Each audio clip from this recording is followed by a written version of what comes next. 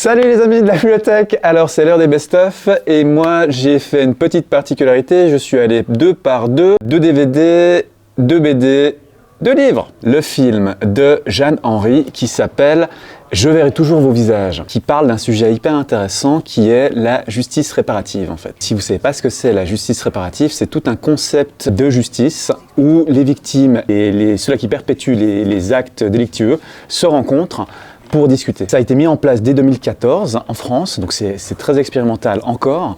Et le film montre de manière assez géniale comment ça se passe. Donc il y a 2 histoires parallèles. Il y a l'histoire d'Adèle Exarchopoulos, elle qui veut porter plainte par rapport à son frère qui l'a abusée pendant des années. Et elle veut passer par ce processus de la justice réparative parce qu'il y a eu prescription en fait. Et il y a une autre trame narrative qui prend en compte des délinquants et des victimes, mais qui ne se connaissent pas par rapport à leurs actes. C'est pas les mêmes délinquants qui ont perpétué les mêmes actes sur ces victimes et qui ont des discussions autour d'un cercle de parole. Je savais pas à quoi m'attendre en allant voir ce film, mais c'est génial en termes de performance d'acteurs. Il y a plein d'acteurs qu'on adore.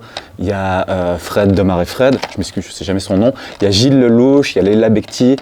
Il y a cet acteur que je ne connaissais pas du tout, Dali Ben Salah. C'est incroyable, c'est émouvant, on pleure, on est ému et voilà, c'est génial. Sur l'Adamant, un film documentaire de Nicolas Philibert. Vous avez peut-être vu il y a des années le film qui a eu un énorme succès qui s'appelait Être et avoir. Le sujet Sur l'Adamant, c'est sur un centre de jour pour personnes souffrant de maladies psychiatriques en fait. Et c'est un lieu assez magique sur une péniche en plein centre de Paris. Des infirmiers, des psychiatres, des patients. Donc c'est un centre de jour lié à des hôpitaux psychiatriques et on voit au jour le jour pendant environ 1 année, 2 ans leur quotidien. C'est bluffant, c'est incroyable de découverte sur la vision du monde de ces personnes. Regardez Sur l'Adamant. Le premier roman que je présente, c'est Civilisation de Laurent Binet. C'est une uchronie. C'est imaginer si la colonisation des Amériques s'était inversée. Donc en gros, si l'empereur Inca, par des concours de circonstances, donc le dernier empereur Inca, Atahualpa, s'était mis en tête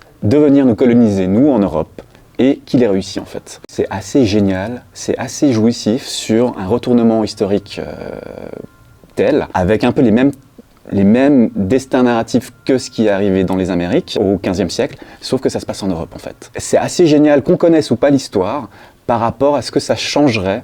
Donc c'est une sorte d'histoire-fiction, d'histoire prospective sur qu'est-ce qui serait passé si, à un moment donné, il y avait un petit tweak dans l'histoire mondiale. C'est passionnant et c'est très ludique à lire en fait. Je vous le conseille fortement. Comment aimer sa fille de Hilla Bloom, je l'avais présenté à la rentrée littéraire. Il n'y a pas beaucoup d'histoire en fait, mais c'est ce que j'aime bien. Il se passe rien, mais tout se passe. C'est un genre de littérature que j'aime beaucoup. Yoella, qui n'a plus de contact avec Léa, sa fille, depuis des années, et qui cherche à renouer contact, et on ne sait pas pourquoi elles se sont perdues de vue, pourquoi Léa ne veut plus voir sa mère. Tout le roman refait leur vie, de Léa toute petite, et des souvenirs de sa mère, et de sa relation mère-fille en fait. C'est très beau comme écriture, je trouve. C'est des fragments de vie, d'une simplicité, mais d'une justesse assez folle. Et en même temps, en arrière-plan, il y a la question « mais qu'est-ce qu'a fait cette mère en fait ?» Un coup de cœur de beaucoup de gens à la bibliothèque, un manga jeune adulte qui s'appelle Darwin's Incident de Shun Umezawa, un chimpanzé qui est un hybride d'un chimpanzé et un humain qui s'appelle Charlie, qui a été créé en laboratoire et du coup qui est à la frontière entre l'humain et l'animal. Donc il est créé en laboratoire, il y a des activistes terroristes écologiques qui le libèrent et il se retrouve dans une famille d'accueil. On le retrouve 15 ans plus tard et c'est sa vie. Donc c'est un manga jeune adulte, c'est sa vie au lycée où il essaye de se faire des amis. Dans le même temps, il est poursuivi par ce groupe terroriste, l'Alliance de libération des animaux, pour qu'ils se joignent à leur cause, afin d'être un peu leur porte-parole, leur chef. Mais Charlie, il veut pas ça, il veut juste se faire des amis et être un adolescent normal. Ce qui est hyper intéressant, c'est que ça pose énormément de questions de manière très bien vue sur l'exploitation animale, le véganisme, est-ce que les méchants ont raison, est-ce que les gentils ont raison, et autres. Donc voilà, c'est très intéressant. La Horde du Contrevent, c'est un roman de science-fiction qui est un peu devenu culte depuis quelques années, qui est un roman que j'adore personnellement, de Alain Damasio. Là, c'est une adaptation en BD, c'est génial, c'est trop bien, c'est juste trop cool. La Horde du Contrevent, j'étais assez bluffé, c'est un de ces rares livres où il m'a fallu 40 pages pour me dire « punaise, c'est trop bien », parce qu'il y a des choses un peu étranges. Alors, pour faire court, la Horde du Contrevent, qu'est-ce que c'est? C'est dans un monde imaginaire où il n'y a qu'une zone où on peut vivre, qui s'appelle la bande, parce que tout le monde est ravagé par des vents hyper violents qui détruisent un peu cette terre.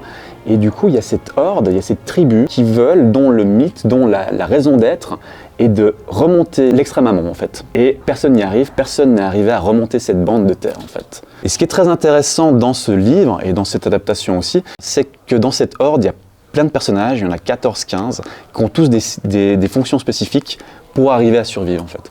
Donc par exemple, il y a des chasseurs aériens qui doivent poser des pièges pour attraper des oiseaux ou autres. Il y a le traceur c'est le guide, c'est celui-là qui est le premier de cordée en fait, qui est tout devant, qui s'appelle Golgoth, qui est une sombre ordure, mais qui a son rôle dans cette équipe de 12 à 15 personnes, tout dépend en fait. Donc voilà, et c'est super, je vous conseille de lire le livre et de lire la BD, qui est une très belle adaptation. Donc voilà, et voilà, c'est fini. Merci à vous.